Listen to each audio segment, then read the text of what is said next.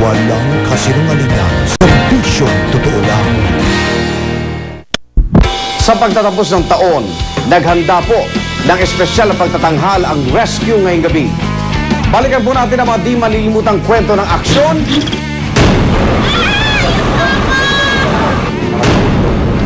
May babae dito kasama niya namatay. Andiyan na. Oh my God.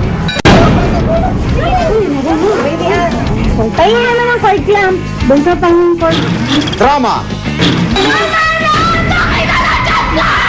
Wala akong matakalong sa'yo!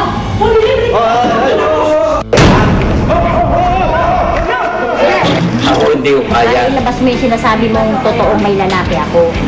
Hindi ko kaya. May lalaki ako, ilabas mo. Almal kita. At kabayanihan. Titignan lang yung sugat ha, titignan lang. Natakot siya eh. Ilan yung bulitas na pinilingin mo? Ano na? 3. Ako naman Arnold Clavio, oras na ng totoong drama at aksyon dito sa Rescue.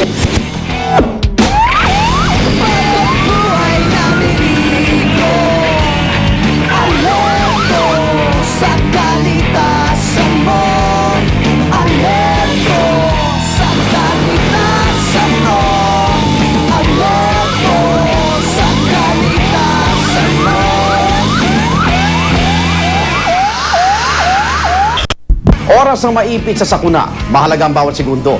Yan po ang napatunayan ng rescue sa nakalipas na isang taon. Mga rescue operation na binalot ng tensyon at taas-babang emosyon.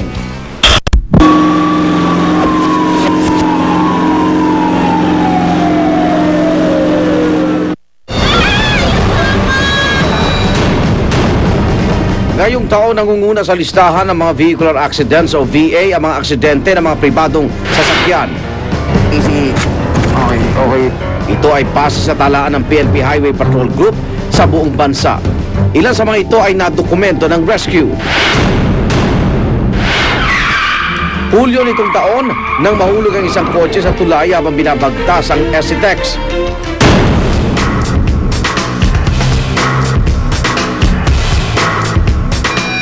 Walang pinalampas sa segundo ang Aeromed para iligtas ang mag-amang sakay nito.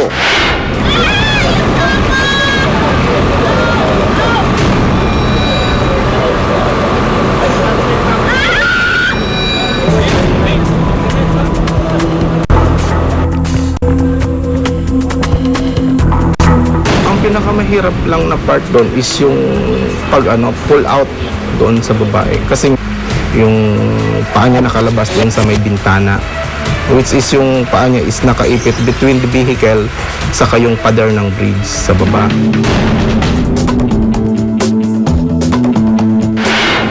Kung pinalad na makaligtas ang mag-amang sakay ng tumilapong kotse,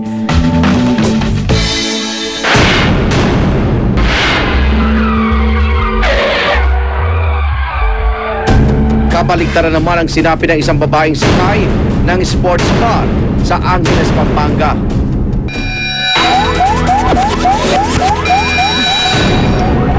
Ano nangyari? Self-accident?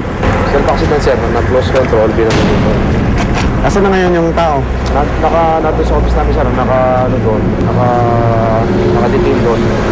May babae dito kasama niya namatay. Andiyan na. Oh my God. Mga bandang alas 7:30, ayon dito sa report, inalarma sa radio na mayroong vehicular self-accident, thereby pagdating doon, andun yung driver and saka yung sunog ng sasakyan and a cadaver, which is identified yung passenger na doon sa sasakyan.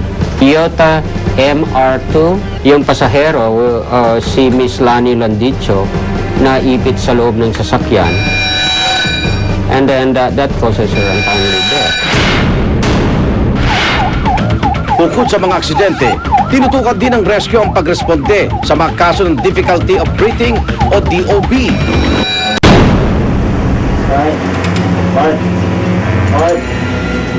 Ito ang sinapit ng 26 na taong gulang na si Mark Alan Tagay.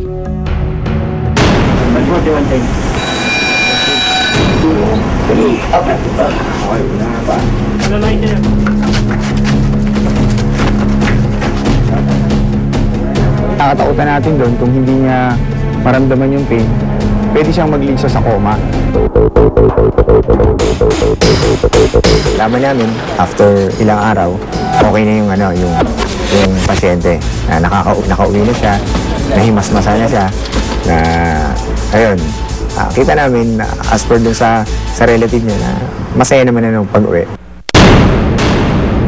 Ano po nangyari sa bata? Ako yung bata may symptom na siya talaga. Ano syndrome po? Ano po, ilang taon po yung bata? Months pa lang po. Kasi may sakit po siya talaga.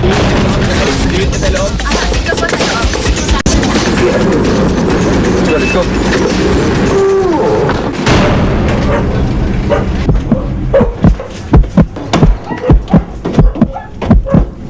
Brachial pulse pare, pa-check. Kanina ba to?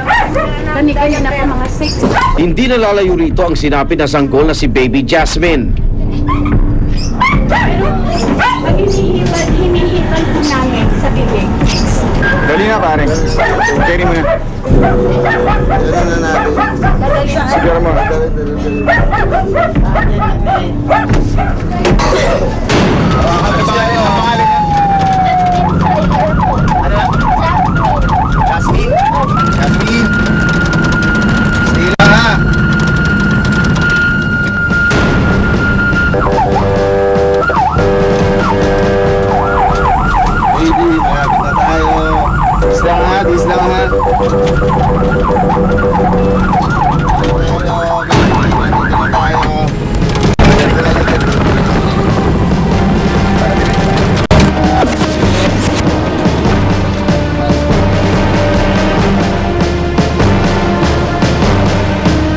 Pagdating namin doon, chinek lang siya ng stethoscope, yung heartbeat lang niya. Pagkatas nun, sinabi na agad nila na dead on arrival na, 0-0 na daw.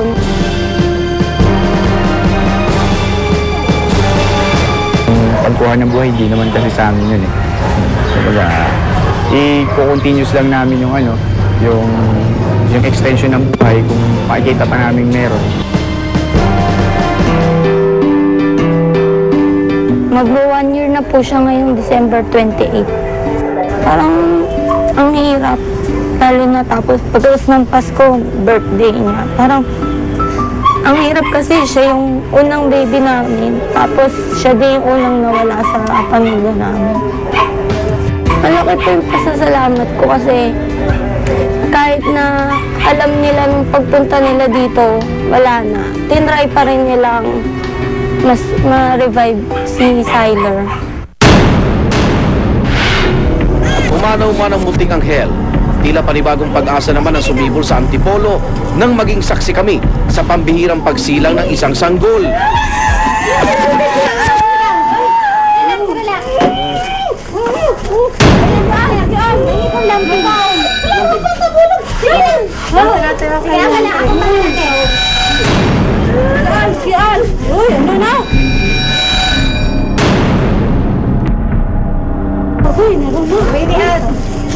Naiipon ang lambin.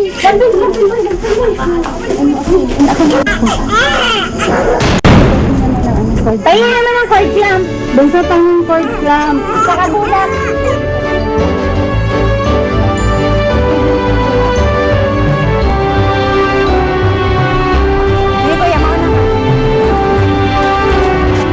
Nakakatuwa. Isipin na nakapaanak ako ng ganung nalulusog na bata. Tapos later on nakikita ko pa sila hanggang sa paglaki.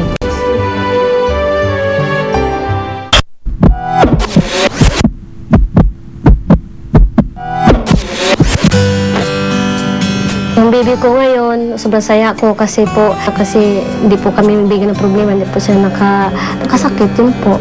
Baby po siya, palatawag, malakas siya po.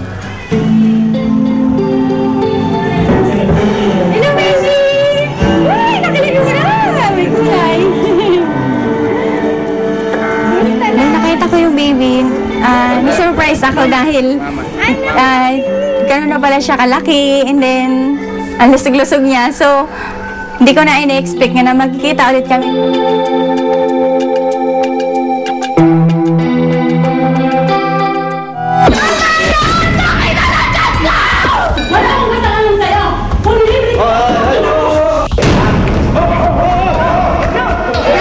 Ako hindi ko Para kaya. ilabas mo yung sinasabi mong totoong may lalaki ako. Hindi ko Dahil nga kung kaya. may lalaki ako, ilabas mo Dahil mahal yung kita. ebidensya.